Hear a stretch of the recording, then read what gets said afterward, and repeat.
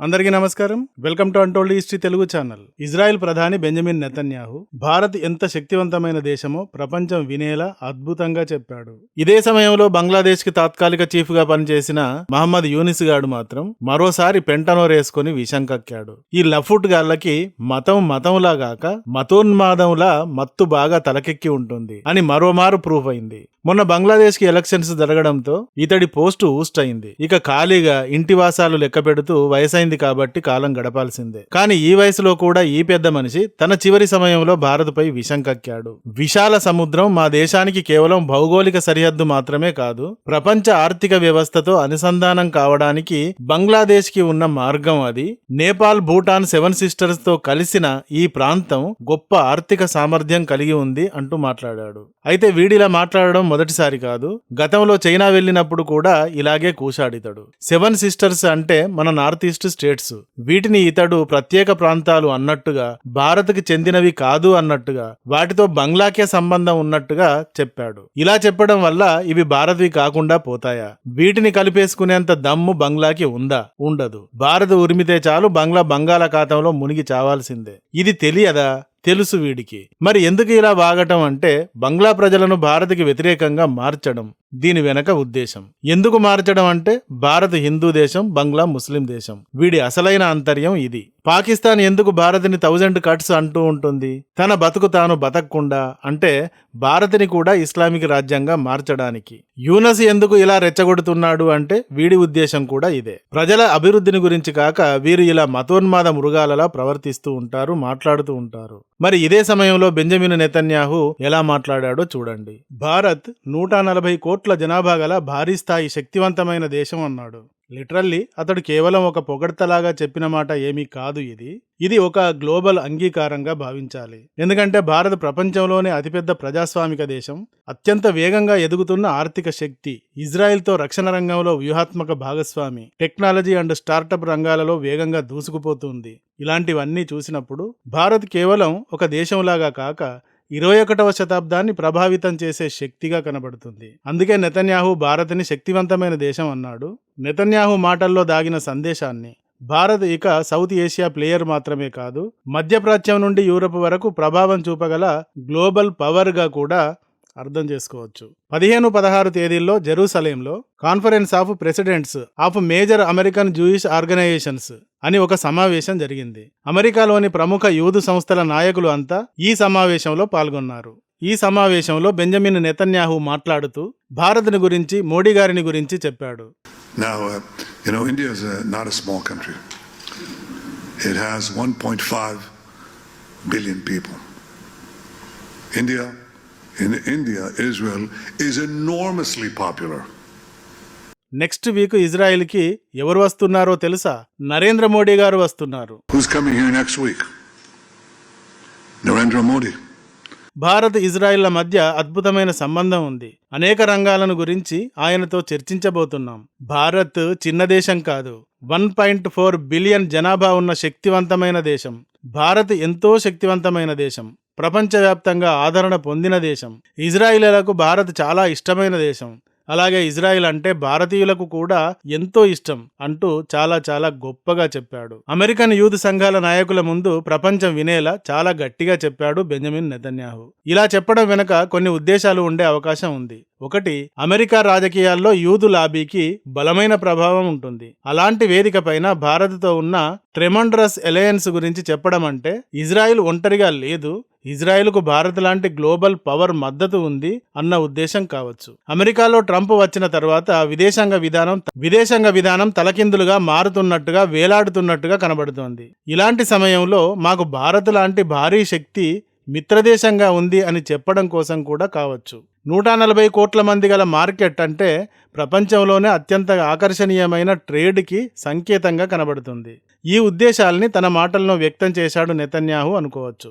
Iran, Hamas, Gaza, Arab దేశాల కొత్త సమీకరణలు ఇజ్రాయెల్ని pressure చేస్తున్న అంశాలుగా ఉన్నాయి ఇప్పుడు. ఇలాంటి సమయంలో నెతన్యాహు భారత్ అతి పెద్ద దేశం, శక్తివంతమైన దేశం, 140 కోట్ల జనాభా గల దేశం, మనకు అత్యంత మిత్రదేశం అంటూ చెప్పాడు. ప్రాబ్లం ఏమిటి అంటే ఇస్లామిక్ కంట్రీస్ అండ్ ఇస్లామిక్ టెర్రరిజాల వల్ల ఇజ్రాయెల్ తీవ్రమైన ప్రెషర్ని నిరంతరం ఎదుర్కొంటూ ఉంటుంది. రోజు యుద్ధ వాతావరణం ఉన్నట్టుగానే ఉంటుంది. లెబనాన్లోని హెజ్బుల్లాలు, సిరియా మిలీషియాలు, ఇరాక్ మిలిటెంట్లు, యెమెన్ హౌతీలు ఇజ్రాయెల్ని టార్గెట్ చేస్తూనే ఉంటారు. ఇజ్రాయెల్ ఒడిలోనే ఉన్నట్టుగా ఉండే చిన్న భూభాగం గాజాలోని హమాస్ ఏం చేసింది?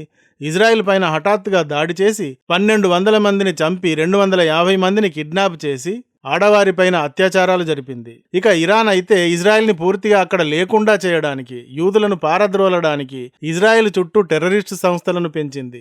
ఇలా ఇజ్రాయెల్ ఇస్లామిక్ దేశాలతోనూ టెర్రరిస్టులతోనూ చుట్టుముట్టి వేధించబడుతూ ఉంటుంది. ఇలాంటి పరిస్థితే కాస్త భారత్కి కూడా ఉంటుంది. ఓవైపు పాకిస్తాన్, ఇప్పుడు ఇంకోవైపు బంగ్లాదేశ్ తయారైంది. ఎలాంటి కారణం లేకుండా శత్రుత్వాన్ని ప్రకటిస్తూ ఉగ్రవాద దాడులకు దిగుతాయి ఈ దేశాలు. అందుకు ప్లాన్ చేస్తూ ఉంటాయి. అయితే అక్కడ ఇజ్రాయెల్ అయినా ఇక్కడ భారత్ అయినా ఈ ఉగ్రవాదులను, ఉగ్రవాద దేశాలను తొక్కిపెట్టి నార తీస్తున్నాయి. ఇజ్రాయెల్ అండ్ భారత్లను కంపేర్ చేస్తే భారత్ చాలా పెద్ద దేశం. ఇజ్రాయెల్ పాపులేషన్ 1 కోటి కంటే తక్కువ మంది ఉంటారు. కానీ భారత్ 150 కోట్లకి నియర్గా ఉంది. ఏరియా విషయంగా కూడా ఇజ్రాయెల్ కంటే భారత్ 149 రెట్లు పెద్దది. పాకిస్తాన్, బంగ్లాదేశ్లని తొక్కడం, నలిపి విసిరేయడం అసలు ఒక లెక్కే కాదు భారత్కి. ఆపరేషన్ సింధూర్తో ఇది ప్రూవ్ అయింది కూడా. కొడితే పాకిస్తాన్కి దిమ్మ తిరిగిపోయింది. అక్కడ మొదలైన ఏడుపు ఇంకా ఆపనేలేదు పాకిస్తాన్. అలా కొట్టగల స్థాయి భారత్ది. భారత్ లోపలి శత్రువులతో భారత్కి తలనొప్పి ఉంటుంది, కానీ పాక్ బంగ్లాలను వారుతో కొట్టడం భారత్కి పెద్ద విషయమే కాదు. అందువల్ల భారత శక్తిని గురించి నెతన్యాహు మాట్లాడాడు.